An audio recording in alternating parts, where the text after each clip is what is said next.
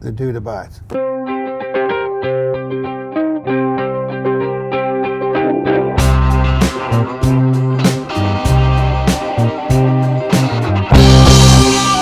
How did this happen, Ari?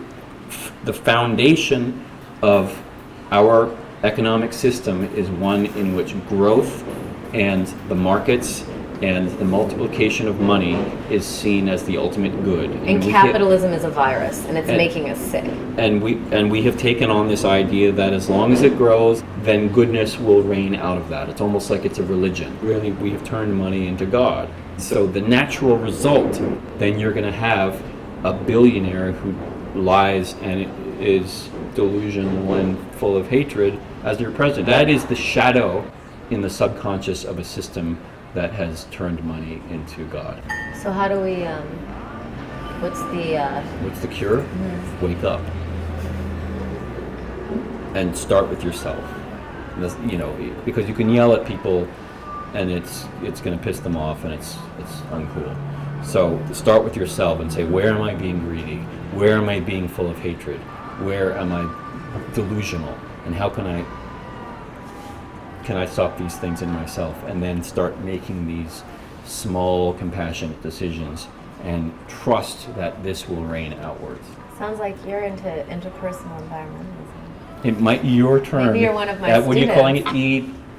IPE? Are you calling it IPE? No. Wait, do you actually have students that you teach this to? No, Ari, I don't. I just thought of it. But this term you invented, Mm-hmm. you've been using this for a while. Interpersonal. I mean, no one really listens, but I try to repeat it now and then. I like it. Your Question. shtick is that you're cold, but your reality is that you're not. That's what I would say about you, Natasha. Thank you. The beginning of change happens when you acknowledge the pain. You have to feel the pain first. Not cling to it, because I think we have a habit when, if you say I'm terrified, it means you're waking up in the middle of the night and you're freaked about something.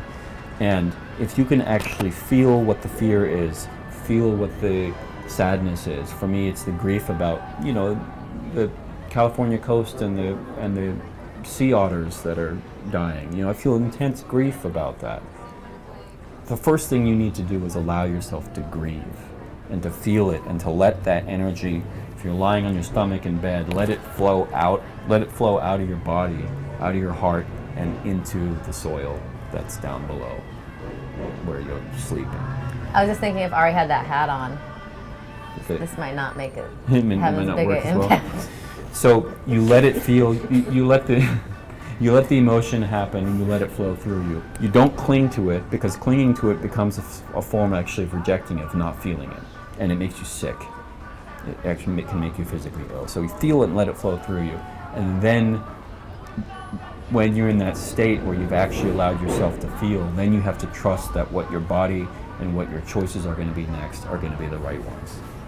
And that if you're making the right choices, you're pushing the world, you're pushing the boat.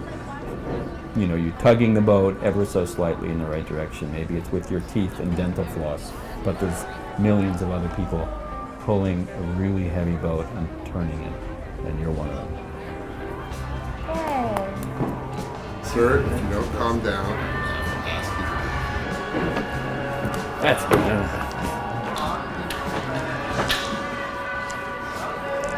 I'm staying. I'm drinking my coffee. Enjoying my coffee. Gotta laugh. He didn't even say anything. You just stormed off. That was definitely. That was cool. Because you got a Lovely. professional actress. Yes. Did you cry?